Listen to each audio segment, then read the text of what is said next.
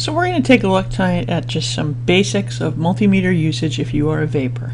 And most of them will have a voltage setting. We'll need that to check batteries.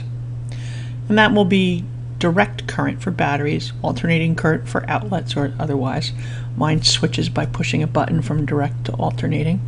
Alternating is the wave, direct current is a straight line over a dotted line. You'll need the omega for ohms or resistance. That one's showing it's set to that by OL for open link. Continuity is kind of nice to have around the house, but not necessary. And the amperes and stuff we only get into if we're playing with being within the line of flow of power, which is a little harder to do. So most of these will be just mostly those two. Now, what I was just showing you is an auto ranging multimeter, which figures out which level of voltage or item that you're trying to measure.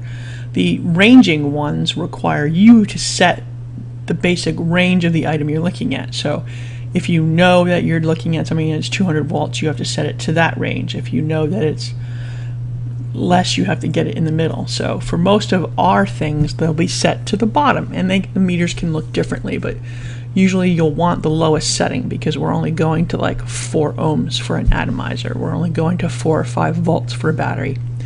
Do not buy the analog versions. Get a digital. They're not that expensive, especially the ranging ones. So let's start out with connecting your leads, and they all come with these black and red wires with metal pointed tips so that you can touch things to measure the electrical properties. All meters have connectors on them. COM is for common, and it is the ground. There will always be your black connection cable into the negative ground or common connection. So let's go ahead and put our black one in there. The one to the left is used for testing amperes. Almost all your tests are going to be done for the one that's marked voltage and ohms or resistance. Let's get started. Let's put it to voltage, and it is set to direct current, and yours may look like the inset picture. Set to V for voltage, not the wave. That would be if you were checking an outlet. So we have it on direct current for batteries. Now all batteries have a negative and positive end, which is in the direction in which the power flows. We're measuring the pressure of that power throwing it through the line. Now, negative, a positive will usually be the nipple end. If there is no nipple, the battery will usually be marked negative or positive. So ground to negative. So you're going to put your black tip to the negative end and your red tip to the positive end or the nipple.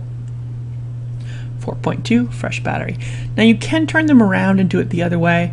It'll give you the same reading, 4.2. It's just negative because you've confused it by sending the power flowing in the wrong direction from positive to negative. It's just a little finicky about that. Here's an RCR 123A. Same thing. Black to the negative, red to the positive, 4.2. Also a freshly charged battery. Now let's go ahead and pull one here out of a mod that's been running a little bit. And this one is reading 4 volts. So it's run down from its 4.2. This is a good way to tell if you have used or not used that battery, or it's fresh or it's faulty. The next thing that's really important for a vapor is measuring atomizer resistance, or the ohms. Now this is a big old light bulb. Principle is the same. The threads are the ground. The center post is the positive. So, following the same principles we used on the battery, we're measuring the amount of resistance that gets applied to the current by the atomizer or light bulb that's flowing through. Black to the threads, red to the positive post. Now, it's reading it. I don't know much about light bulbs, so I don't really know what that means. Shh. It was just a good example. So, same principle, and we'll take a look at a 510 atomizer. keeping in mind threads are the black, post is the red.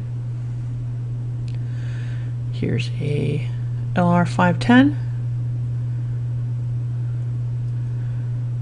and the threads are smaller, so this is kind of hard to do, you know, while you're holding the atomizer or holding the thing. So black to the outside threads, red to the post. This one's trying to figure out what range, so it's taking a little longer. 1.4. It's a Cisco LR 1.5. And the internal resistance of my unit is 2. Wow, I'm not sure. It's being weird.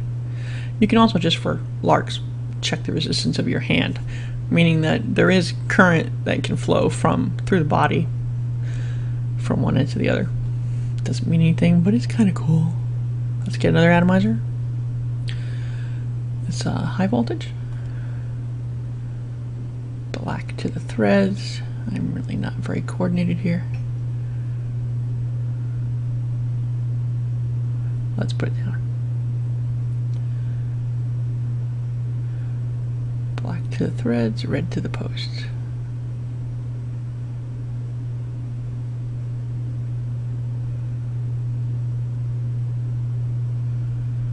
.7, 3.8.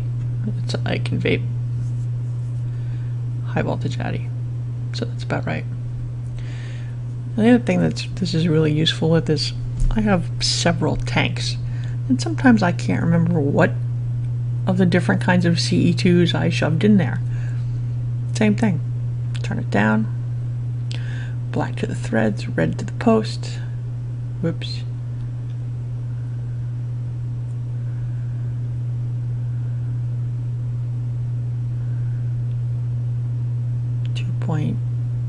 .6, 2.5, so it's a 2.4 to 2.6 ohm CE2 that I have in there. Now the same principle holds for the ones that the threads are inside. These are just much harder to read because you have to get the red into that center post, and it can't be touching the sides or the black lead on the threads. So you have to get that in there, hold the object you're measuring, and then just slide that black one in there just to the thread so it's not touching anything else. And 2.0, and it is a LR 901 atomizer. Unmarked, so that's good to know. I will put it in my LR bin. Now, last one's kind of useful around the house. Continuity is the speaker, and that's measuring whether a flow can go all the way through. In other words, can power flow from one spot I have the lead on to the other? Now this is great for, say, speaker wires. Say you have speaker wires that aren't working. They look fine on either end, but there may be a disconnect in the middle. When there is a direct connection between point A and point B, it will beep make that beep sound.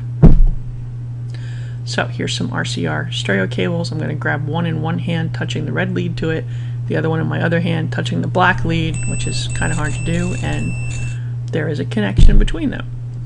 It beeped. That's what they use for printed circuit boards. Now the next advanced step requires some extra equipment. In order to test voltage inline and under load, I'm using this little adapter that was designed by Mario, who made the Eclipse EQ, Lord Shadow, and it's available at jollyrificmods.com. It's a 5/10 sealed connector, two 18-gauge wires with clips at the end.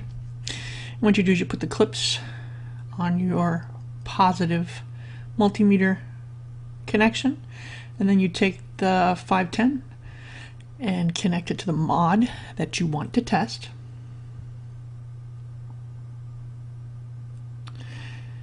Now it's connected to the positive lead, so what you're going to do is put the negative lead to the body of the tester and push the fire button. 4.5 volts. That's exactly what I have it set to.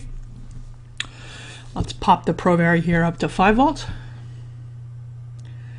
There we go. Push the fire button, hold the negative lead, and 5. Exactly. Perfect. Now, to test the output of the battery or the mod under the load, you attach an atomizer to the top and do the same thing. 4.97, 4.96, slightly less than 5, but still pretty close. And that's how you test your mods.